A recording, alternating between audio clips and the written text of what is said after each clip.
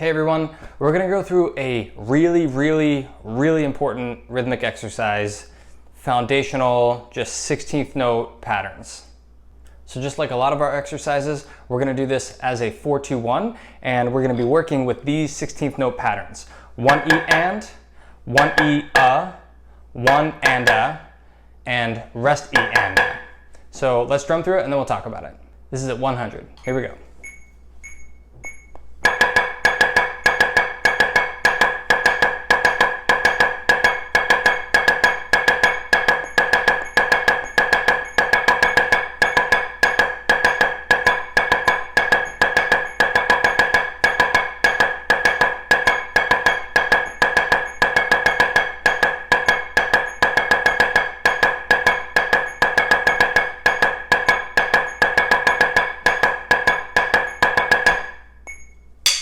So let's talk about these rhythms, how to count them, and how they line up with our feet. The first pattern is the easiest one. That's 1 E and. So 1 E and, 2 E and, 3 E and, 4 E and, or with foot, foot E and, foot E and, foot E and, foot E and. The second pattern is a little trickier, but we've at least still got a downbeat. So this one is 1 E So here we go. We've got 1 E, a 2 E, a 3 E, a 4 E, a foot, or all with foot. Now we've got foot E, a foot E, a foot E, a foot E, a foot. The third pattern is one of the easier patterns again. We've got 1 and a 2. So 1 and a 2 and a 3 and a 4 and a, or foot and a foot and a foot and a foot and a.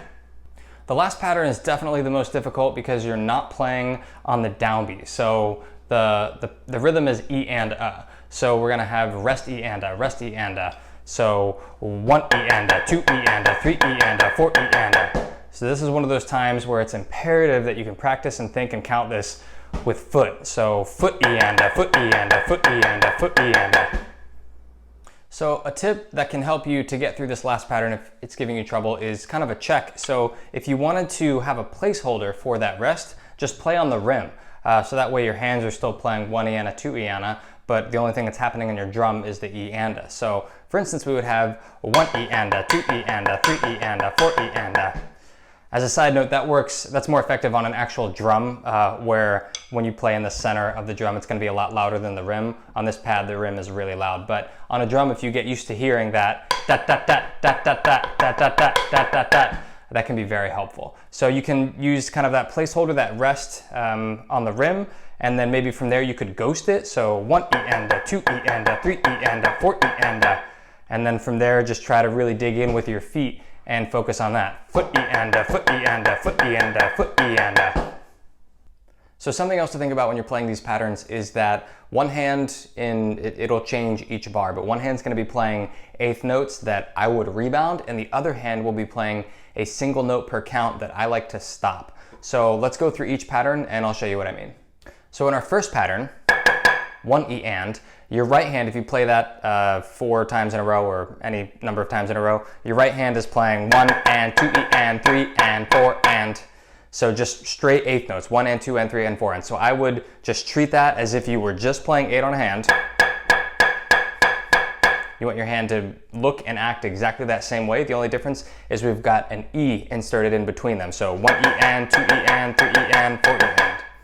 So we're gonna stop that E, because I think there's enough time in between to where we can stop the stick, pick it up again. Some people may say, hey, you should try to practice rebounding everything.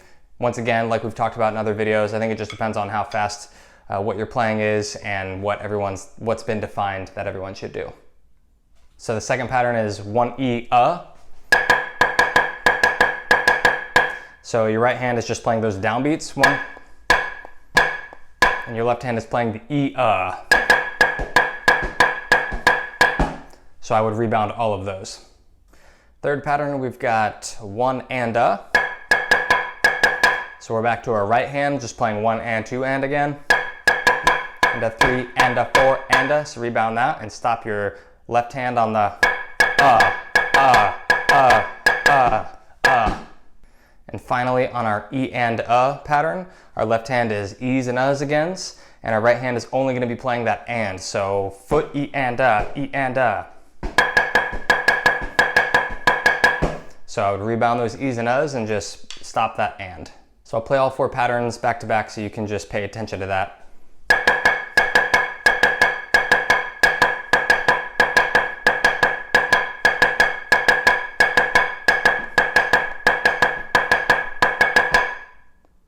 A good variation on this exercise is to play it as triple strokes. So that can be a fun way to practice your triple beat or your triple strokes, and also to practice these rhythms as well. So let's drum through it and then we'll talk about it. This is still at 100.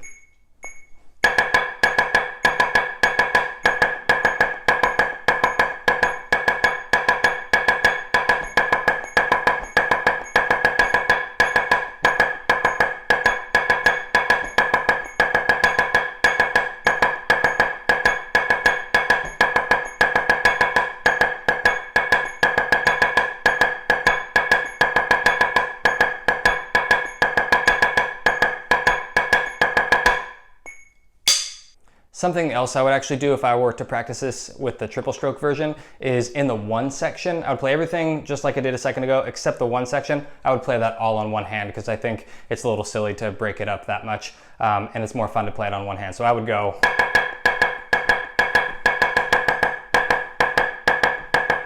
And repeat that. That's how I would do the 1 section. So here's a final thought on this exercise is you could think of this as 4-2-1ing these different rhythms, or you could think about it as gridding a rest through a count of 16th notes. So, but the way we're doing it, because the order that we're playing the rhythms, we would be gridding the rest backwards. So the first pattern, the last 16th note partial is a rest. The second pattern, the second to last, and so on.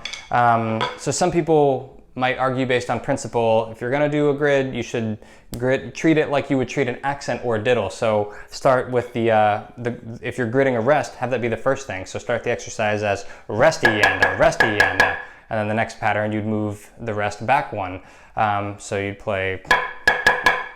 So be practicing all the same things, just in a different order. I like to do this exercise starting with the 1E and, just because if you're learning this for the first time, or if you're teaching this to someone for the first time, it can, the focus I think is going to be on the 16th note patterns, and it can be a little bit encouraging to get through at least 3 full measures of doing something successful before you kind of get to the more difficult one.